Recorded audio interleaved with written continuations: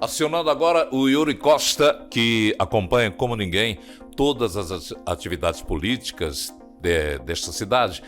E que foi um ano difícil, sim. Não foi bom para o nosso bolso, nem para o de ninguém, né, Yuri? Pois é, Nonato, nem pra Cuca, viu? Inclusive, a gente começa essa retrospectiva política com um fato bem recente, quase aí no apagar das luzes, inclusive quase que não entra, né, na retrospectiva, Nonato e Carla, que foi o caso envolvendo aí o ex-ministro Ciro Gomes, ele que é presidenciável do PDT, foi um dos alvos aí da Operação Coliseu, da Polícia Federal, que investigou aí fraudes e também a exigência de propina na licitação da reforma do Estádio Castelão entre 2010 e 2013. Nesse período, o Cid Gomes, o senador Cid Gomes, que é irmão dele, era governador do estado e também foi alvo da operação.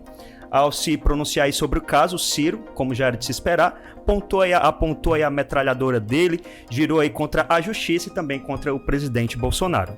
Não existiu o fato é absolutamente mentiroso. Houvesse qualquer suspeita, os fatos têm a ver com as autoridades que governaram o estado do Ceará, embora fosse o meu irmão e eu boto a mão no fogo por ele, e nada me alcança. E aí o que acontece? Por que me envolve? Simplesmente é uma pergunta que eu vou exigir na justiça, que um delegado arbitrário, que um juiz picareta, tudo a serviço do Bolsonaro, vão responder. Isso não tem a menor dúvida, porque eu vou exigir esclarecimento de todos. As investigações ocorreram em 2017, com indícios de desvio de 11 milhões de reais em dinheiro vivo ou por doações eleitorais, não é isso? Quanto dinheiro, né? 11 milhões de reais. Nunca é pouco, né? Quando se trata desse tipo de investigação. Pois é, o dinheiro público aí, né? Agora sim, Nonato e Carla, a gente volta para o começo do ano, né? A movimentação política iniciou por conta da posse do prefeito José Sarto, prefeito de Fortaleza. Ele é um prefeito novo, mas que representa aí um mandato de continuidade, né? A gente sabe que ele representa o mesmo grupo político do seu antecessor, que é o ex-prefeito Roberto Cláudio. Temos de promover a recuperação econômica com geração de emprego e renda, especialmente para jovens e para mulheres, a retomada segura das aulas presenciais, com a regularização do calendário escolar e, em paralelo, garantir a vacinação da população fortalezense. Você citou o nome do Roberto Cláudio? Ele esse ano andou por onde? Pois é, assim que o Roberto Cláudio deixou a prefeitura, ele passou boa parte do ano lá em São Paulo. Mesmo assim, ele não abandonou a ligação com a movimentação política aqui do estado. Ele, inclusive, é tido como um pré-candidato aí do PDT ao governo no próximo ano. Não perdeu, inclusive, por conta de ser pré-candidato, né? Sempre na companhia aí do governador Camilo Santana, em diversos eventos políticos, inclusive inaugurações por todo o estado. Mas tem o candidato, o pré-candidato aí da oposição também, não é verdade? Pois é, logo aí na cola do Roberto Cláudio tem o pré-candidato, o deputado Capitão Wagner. Ele vem na cola aí, encerra o ano como um possível líder do União Brasil aqui no Ceará. União Brasil é um partido novo, surgiu esse ano com a fusão aí do PSL e do DEM, e esse partido já nasce, inclusive, aí com maior fundo partidário, também maior tempo de propaganda no rádio e TV, o que é uma vantagem aí para o Capitão Wagner. Mas, Yuri, Ceará foi destaque aí não só nesse protagonismo da política local, como também nacional, né? Tivemos grandes nomes da política aqui, e eu tenho certeza que você vai citar aí o ex-presidente Lula, o próprio presidente Jair Bolsonaro, não é isso? Sim, o Ceará tem brilhado aí aos olhos dos pré-candidatos, né? Um outro ponto aí que chamou a atenção justamente no cenário político foi o encontro de dois personagens antagônicos, né? Que encontro esse! O ex-presidente Lula, ele está atrás de apoio aí da sua candidatura à presidência da República, né? E ele veio ao Ceará, onde aconteceu aí um fato inusitado, que foi o encontro dele com o senador cearense Tasso Gereissati, do PSDB. Em entrevista ao jornal Estadão, o senador Tasso Gereissati, do PSDB Ceará, comentou sobre o encontro que teve com o ex-presidente Lula no Ceará na última semana. Em seu depoimento, o senador afirmou que, se não tivermos capacidade de dialogar com todas as correntes de pensamento, da esquerda à direita, da região sul ao norte, vamos ficar parados vendo a decadência. Ele lembrou que não é a primeira vez em que se encontra com Lula e que, mesmo com as divergências, o diálogo está aberto.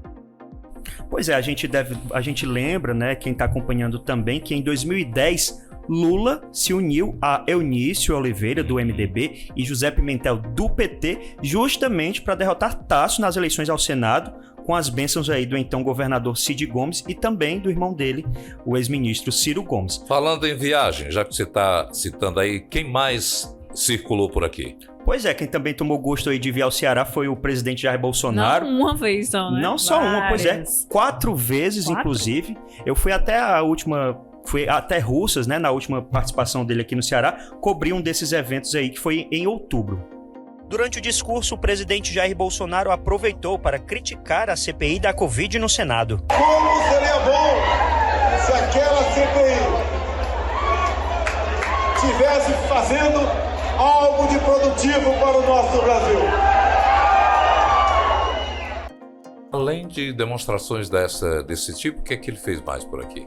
Pois é, ele tenta alavancar a popularidade dele aqui no Nordeste, né? Diferente de Lula, o presidente tem baixa popularidade por aqui. Ele aproveitou justamente essas solenidades, esses eventos, para entregar obras, né?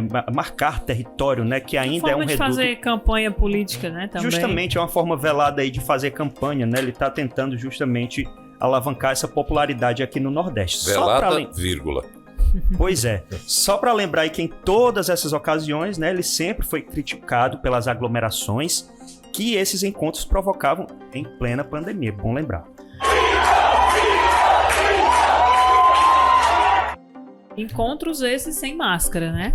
Sem máscara, aglomerado e sem a presença do governador do estado.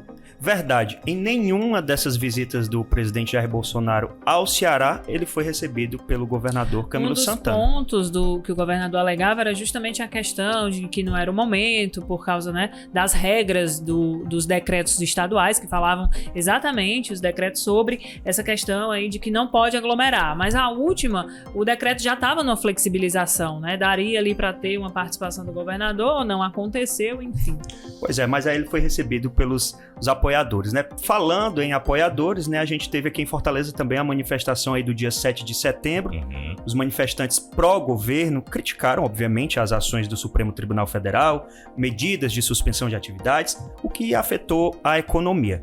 Voltando agora aí para atividades na Assembleia, um dos pontos polêmicos deste ano foi justamente a denúncia aí do Ministério Público Estadual acerca de um aliado do presidente Jair Bolsonaro. Pois é, confusão na Assembleia Legislativa, caso aí de nepotismo praticado pelo deputado André Fernandes, do Republicanos, hoje no Republicanos.